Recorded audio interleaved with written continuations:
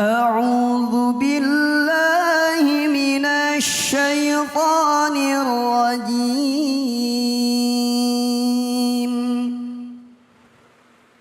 بسم الله الرحمن الرحيم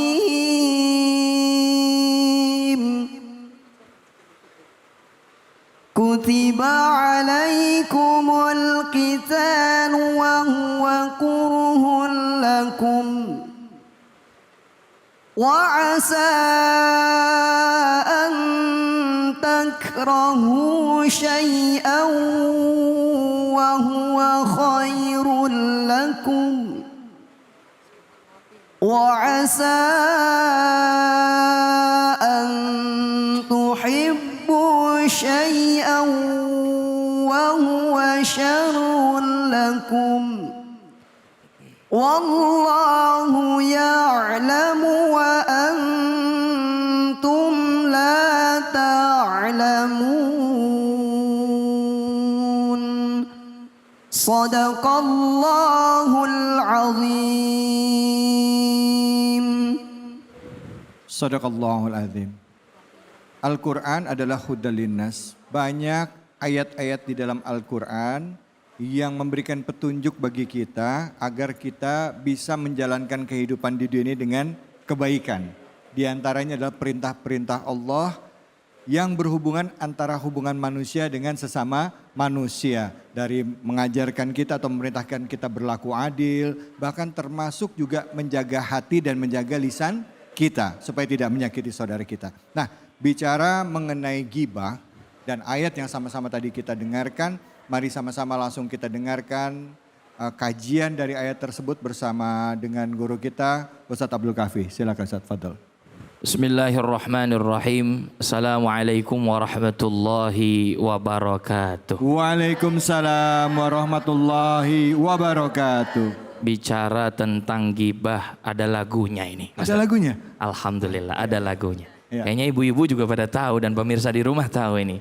Kayak gimana tadi? Di sini ghibah, di sana ghibah, di mana-mana semua berghibah. Mau makan Ghibah, mau tidur ghibah, bangun tidur ghibah. semua mau mati. Jangan dong. Jangan ya. Iya, saking seringnya ghibah mau mati pun ghibah. Masya Allah. Inna lillahi wa inna ilaihi Rajiun. Alhamdulillah, alhamdulillahi wa kafa, wassalatu wassalamu ala sayyidina Muhammadinil Mustafa wa ala alihi wa ashabihi wa man ihtada bil huda, amma ba'du. Pemirsa Cahaya Hati Indonesia iNews yang dimuliakan Allah Subhanahu wa taala dan ibu-ibu jamaah sekalian yang pada hari ini insya Allah senantiasa diberikan keberkahan dan ampunan dari Allah Subhanahu wa taala.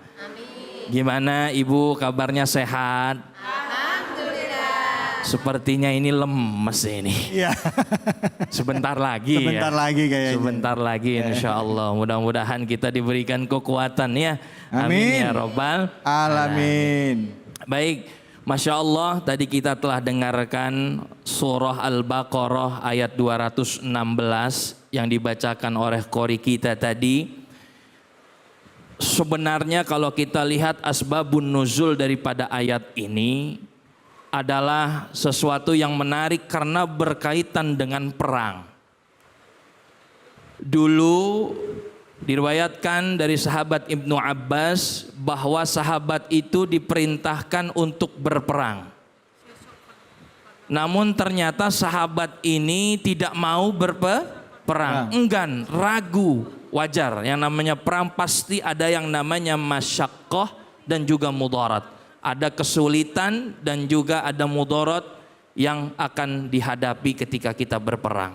Maka turunlah ayat ini. Allah Subhanahu wa taala berfirman, kutiba alaikumul qitalu wa huwa kurhul lakum. Maka diperintahkanlah kepada kalian untuk berperang walaupun kalian itu benci terhadap perang tersebut. Hal ini menandakan bahwa ternyata Islam itu punya syarat untuk bisa melawan kembali ketika dalam peperangan. Syaratnya satu, yaitu ketika umat Islam diperangi terlebih dahulu, maka hukumnya adalah wajib bagi umat Islam untuk membalas dan membela diri, maka terjadilah perang.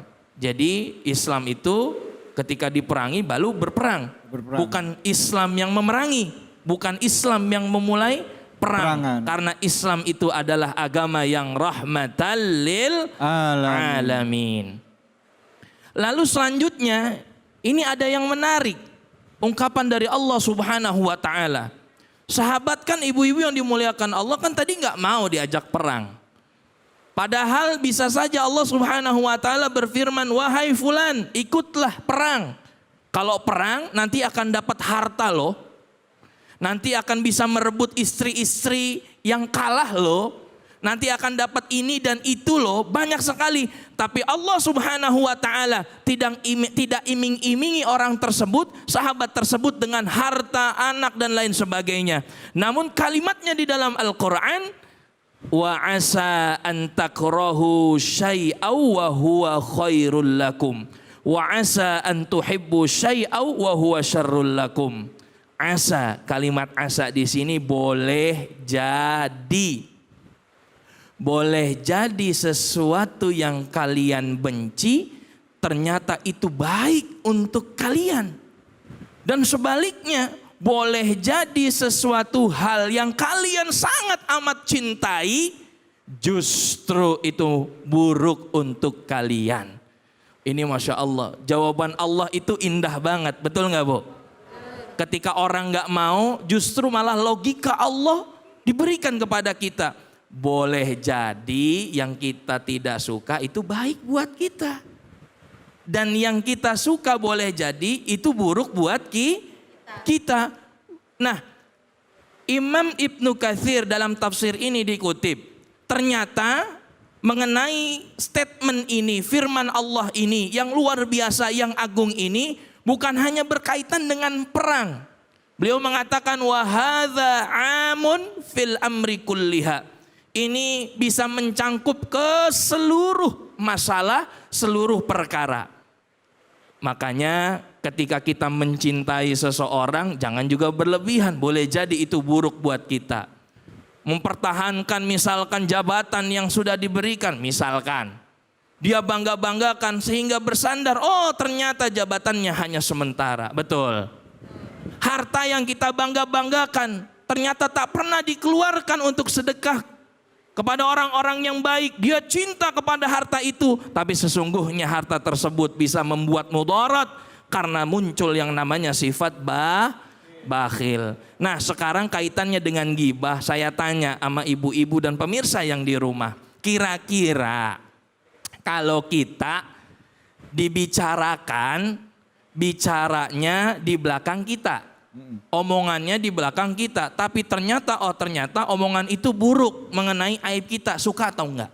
Enggak. Suka atau enggak? Enggak. Kesel atau enggak? Kesel. Pastinya kita kesel. Nah, ayat ini Allah ingin berikan sesuatu yang spesial buat kita. Boleh jadi kita nggak tahu nih lagi diomongin sama orang. Tapi boleh jadi juga ternyata kita mendapatkan pahala dari Allah Subhanahu wa taala lantaran aib kita dibicarakan oleh orang lain. Maka Imam Ghazali di dalam kitabnya mengajarkan agar kita terhindar daripada yang namanya ghibah, suuzon, punya kacamata buruk sama orang. Bagaimana caranya? Maka tak kala melihat keburukan orang lain, munculkan 40 asumsi baik terhadap orang tersebut. Itu caranya. Contoh misalkan ibu sama A, B kan udah kenal nih, ya kan? Udah soulmate apa? Bestie gitu ya, bestie biasanya ya. Tiba-tiba ketemu di pasar, ibu klaksontin, hai. Dia tiba-tiba mukanya, kira-kira yang ada di pikiran ibu tuh apa? Marah. Wah, jangan-jangan dia marah ya Ustaz David, betul nggak? Iya. Jangan-jangan dia marah dan lain sebagainya. Nah, ketika itu muncul, kemudian jangan, nah itu jatuhnya ghibah. Maka tak kala muncul pikiran buruk itu, munculkan 40 asumsi baik. Oh, tadi si A, saya sapa kok begitu mukanya ya. Boleh jadi dia lagi buru-buru. Boleh jadi dia nggak ngelihat kita. Boleh jadi ditunggu suaminya. Boleh jadi ada yang ketinggalan. Boleh jadi ada masalah dan lain sebagainya. Artinya munculkan 40 asumsi baik sehingga pikiran buruk ini ya, yang tadinya terbesit di otak, maka hilanglah lantaran 40 asumsi baik itu yang tadinya suudzon, ghibah berubah menjadi husnudzon. Bisa. Ya. Jadi ini adalah salah satu hal yang luar biasa. Karena yang namanya ghibah kalau kita lihat Ustadz David, ada salah satu riwayat. Pernah iblis dilihat oleh Nabi Isa alaihi salatu wassalam membawa madu di tangan kanannya, di kiri membawa abu.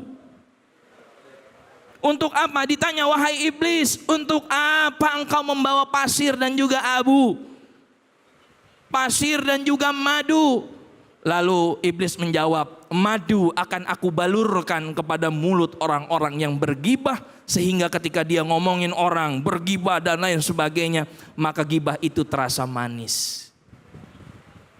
Lalu abu untuk apa? Abu ini aku balurkan ke kepala anak orang yatim atau anak-anak yatim, sehingga orang itu ketika melihat anak yatim selalu yang ada di pikirannya adalah benci dan acuh tak acuh kepada anak-anak ya yatim piatu. Maka ternyata iblis pun senang menggoda kita kalau ada yang gibah. Balurin lagi. Makanya tadi saya bilang, di sini gibah, di sana gibah. Di mana-mana kita bergibah. Bangun tidur gibah, mau makan gibah, mau tidur gibah, mau mati. Iya, hati-hati ya.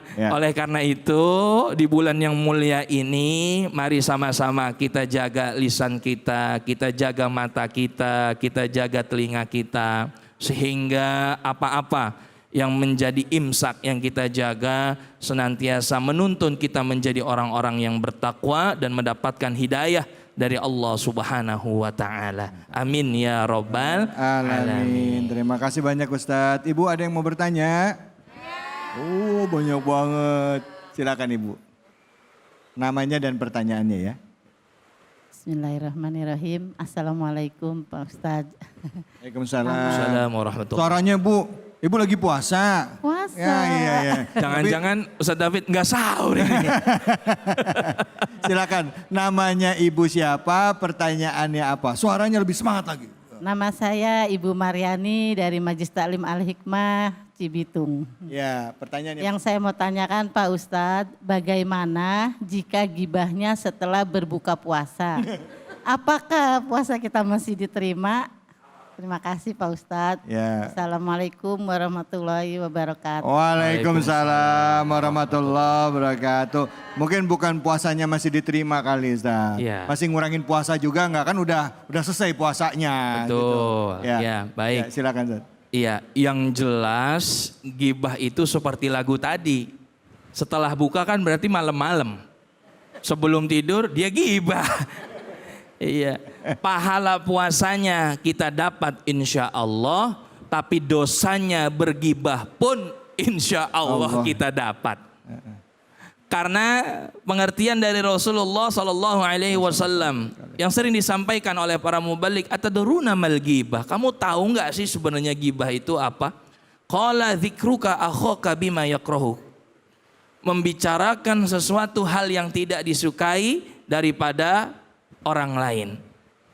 Lalu ditanya lagi kepada Rasulullah SAW, ya Rasul, bagaimana kalau yang saya ceritakan itu benar adanya, fakta, emang dia ngelakuin? Maka jawaban Rasulullah SAW, faqad iktabtahu, maka kamu tetap kategorinya sebagai orang yang bergibah. Oleh karena itu hindarilah gibah. Tadi ketika ngomongin keburukan orang, ganti topiknya. Udah jangan ngomongin dia, biarin dia mah begitu. Yang penting kita jangan udah aja gitu aja jurusnya. Ya stop. Ya karena kalau misalkan diikutin, nyampe jam 12 juga tetap aja tuh ngomongin orang. Betul. Betul. Iya, memang ada gibah yang dibolehkan. Salah satunya ketika di depan hakim menjadi saksi. Misalkan kita bersaksi bahwa orang itu mencuri, kita kan bilang, Ya. itu diperbolehkan. Kita misalkan curhat kepada alim ulama mengenai aib kita, bagaimana solusinya, dosa kita, itu boleh. Ya, ada gibah yang diperbolehkan di dalam Islam dan itu semuanya ada syariatnya. Iya. Iya, tapi jangan juga sampai gibah ini menjadi kebiasaan kita. Habis buka, bukannya makan, kolak, nasi, ya ini sambil makan kolak sama nasi gibah. Iya, pahalanya dapat, dosanya juga dapat. Jadi makin numpuk sayang puasa kita. Karena bulan Ramadan ini adalah bulan ampunan, bulannya pahala, bulannya bonus. Iya. Yang kita mau raih itu adalah bonusnya dari Allah, ampunannya Allah.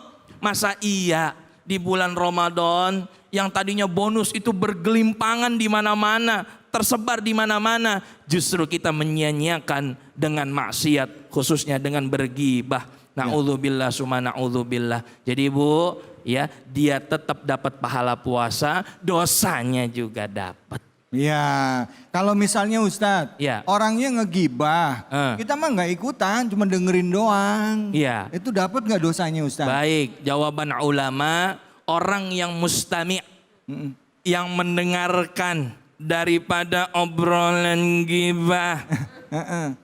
Menikmati Itu juga, lagi. oh iya menikmati lagi. Senyumnya cuma tipis-tipis. Maka kata ulama itu termasuk perbuatan gibah dan itu adalah hal yang diharamkan di dalam Islam. Maka kalau ada yang temen cocok nih ya, temennya misalkan bergibah, udah mendingan tinggalin aja dah.